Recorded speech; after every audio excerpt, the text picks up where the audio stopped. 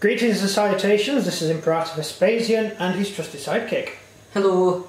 I know what you're thinking now. You're saying, what is that? It looks like a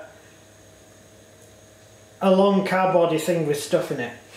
Yeah, this is the next part of our submarine. I did say I was going to do the interior. I just got waylaid by Christmas and New Year. All got in the way. But this is the completed interior of the submarine. I was going to do it in sections like before, but we ended up staying awake all night, so I built it. Because otherwise you'd have had the shell and then built up from there. So this is the submarine itself.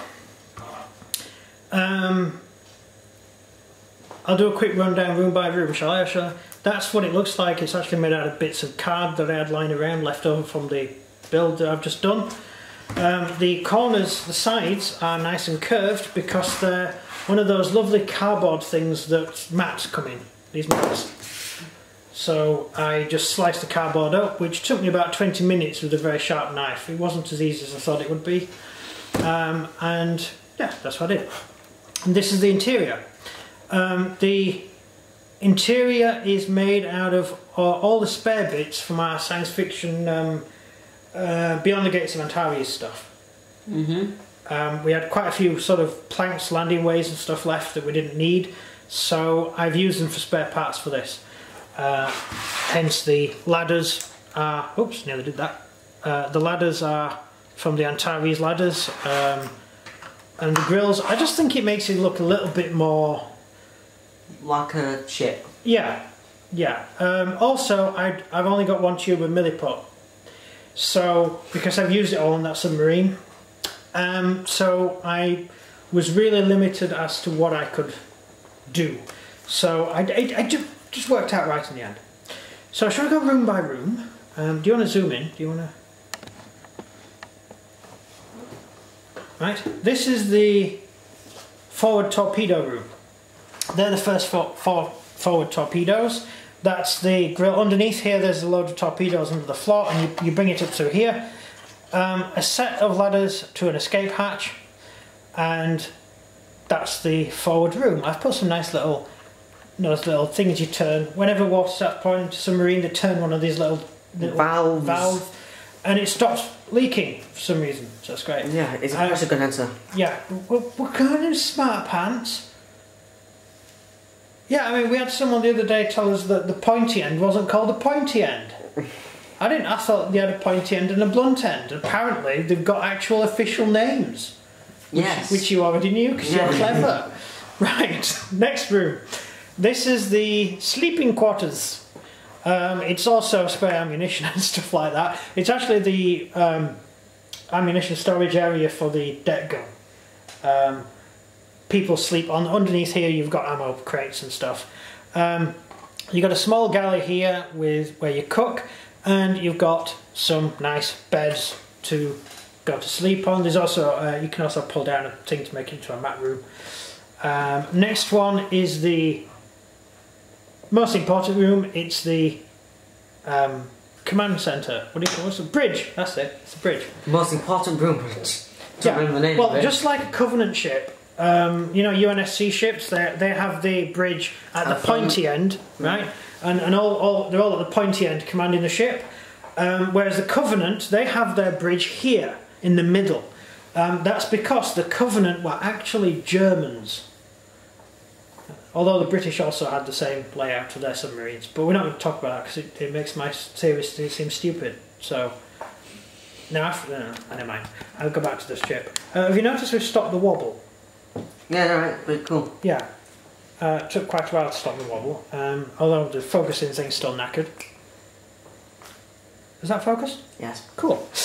In that case I was wrong. Yeah, I'm about to say, there's nothing wrong with it. This is that's the big pointy thing that goes up into the sky, and you look out of it. Girls might be looking a rage at you now. Yeah, I don't care. Conning tower lighty thing, the binocular thing you look through. If it tries, worse. Yeah, you look through it and this big dinosaur thing comes out and tries to bite your face, but it's actually alright because you're actually looking through a thing. It's quite a blocking binoculars. Binoculars. Binoculars, yeah. Yeah, sorry, it's been a long day. We have radio equipment here. I do realise when you look at this alongside my actual submarine build, it was late at night and I was watching my new DVD compilation. My new DVD compilation of Westworld, which I'm thoroughly enjoying. It's great. Is it good? Yeah, there's like these robots, but they're just robots. But some of them are like thinking for themselves and stuff. It's cool. Yeah. And you're going to make me think we're brother now. God. Yes. Who is actually a robot. Yeah. So I put the radio thing at the wrong side. It should be here. I put it at that side because at that point I was busy, and so there we go. Then we have this room here. This is the I think this was the second galley, wasn't it? Actually, in real life, they did use galley here. It's also sleeping quarters, which is quite nice. Gives us some room. And lastly is the most important part of the ship, the engine room. The engine room is simply made up of a huge amount of batteries. Again, didn't have enough milliput to build, so I just used some drilling to represent it. It's a role-playing aid. It's not that important, right? I couldn't find a top-down map to use for submarine, a World War II submarine. So I figured I'd just build one in 3D. 4D, 3D. No, 4D, actually, because it's depth as well. Yeah? Yeah. Yeah. Again, rear torpedo hatch, load of dials and stuff, and if you see the hatches on top, these are the ladders, and those hatches line up directly with my submarine, the big submarine on the surface. You may like the hatches. These are the interior hatches. Some of them are open, some are closed. I just thought that was a nice touch. So, what do you think? Pretty awesome. On a scale of 1 to 10? 8. Okay, I don't like you anymore. Yeah, it was fun to do. And now all I have to do is spray it up.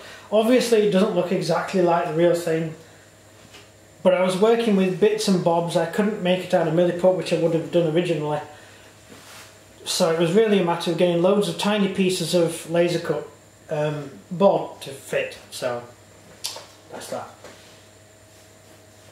So next video, I'll paint it up. Yep.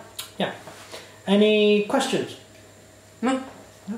As we'll do all the questioning stuff when we've finished the complete project and actually go into the submarine. How many points it's worth in bolt action, because we're also going to be using it for bolt action as well as another game which we're not going to talk about. I know, it depends how many pressure condensers you have inside your ship, doesn't it? Yeah, what you said. Whatever you said. Whatever. Yeah. Okay. According to this one, it has 1, 2, 3, 4, 5, 6. 6. 7. It's got 7 pressure condensers on it, has it? Have you checked the other side? Because it's 4D. 8, 9, 10, 11, 12, 13, 14, 15, 16, 17, 18, 19. 19. Right. You're just trying to use clever words. That's way more than an actual submarine. Yeah. Obviously, I didn't do the pointy end and the blunt end. Why are they all next to each other? What? The different pipes.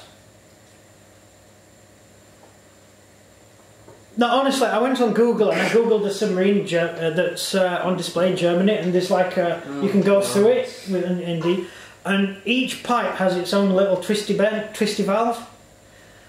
So I just stuck twisty valves on all the pointy pipes because that's what the actual submarine. I don't know what they're used for. Unlike games where you have to find the valve, which is on the other side of the ship, and there's only one of them, and you've got to go through a bunch of obstacles, the entire thing. Yeah. Yeah, and there's also zombies in the submarine you have to find a way through, and additional decks. If you ever played the, well, of course you've played it, but if our viewers have ever played the original Halo, if you map out where you go in the first level, which is where you fight it through the decks of the Pillar of Autumn, you actually wander off way away from the ship. Because the way the decks are laid out doesn't fit into the actual Pillar of Autumn model.